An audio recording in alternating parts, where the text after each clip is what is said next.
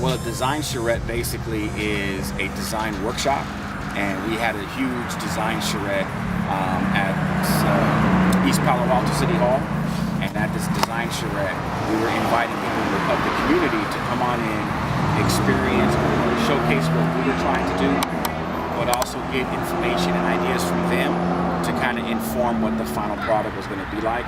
And so we had workstations there where people were able to bounce around and say, answer various types of questions. And then from there, I was able to say, this is what the people want. And then you take all those ideas and kind of like, for me, it's like work backwards and make it fit into a concept that works, that works for me artistically, but also answers a lot of the questions and stuff that they had put out there. One thing about the design charrette that I noticed was that it actually brought people together that may not normally spend any amount of time together. It's kind of like when you go to DMV and you see all kinds of various people, you wonder where they came from,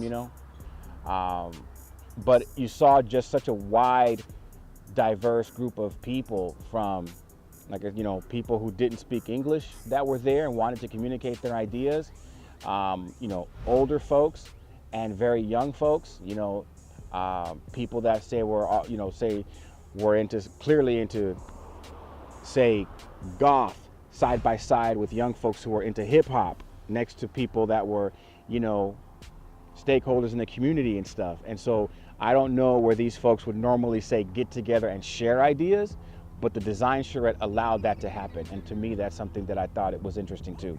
I think the design charrette, what's interesting is that there were a ton of good ideas.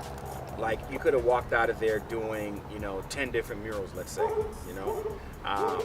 but specifically though, there were more, for me, there was a thing of more concepts that came about. People are very optimistic about the area, they're optimistic about their future. They have a good idea or good grip about, like, say, the diversity of the town, There were a lot of concerns too about, say, crime or violence and things of that nature, especially the young people, Older folks kind of had this idea of transformation, change, how East Palo Alto was versus what it is now, hope for the future. And so we kind of got these concepts and stuff, the idea of, having a vibrant and robust community, the willingness of people that here that are willing to, say, work towards change, but it was very eye-opening. It was a very eye-opening process. A very eye-opening process that enabled me to ultimately create what you see behind me here. Well, the next component for this process is Jack Farrell Park. Jack Farrell Park has been designated as a hotspot and has been chosen as a place where we're going to try to reclaim the park or reclaim the space. And so the design charrette, plucked people from the community, from that community, to kind of give ideas as to what is this piece of public art ultimately going to look like? What is it going to feel like? What is it going to say? And so, Jack Farrell Park is a wall that we measured out to be 227 feet.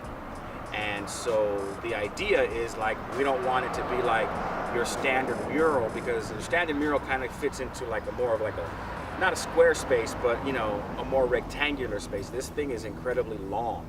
And so the length of it is part of the design, which was something that we wanted to try to communicate to the people at the design charrette, because it was like, hey, it's going to be this way. How can we articulate something visually that incorporates that? So it's more along the lines of, say, a public art piece, as opposed to what I would say your standard mural.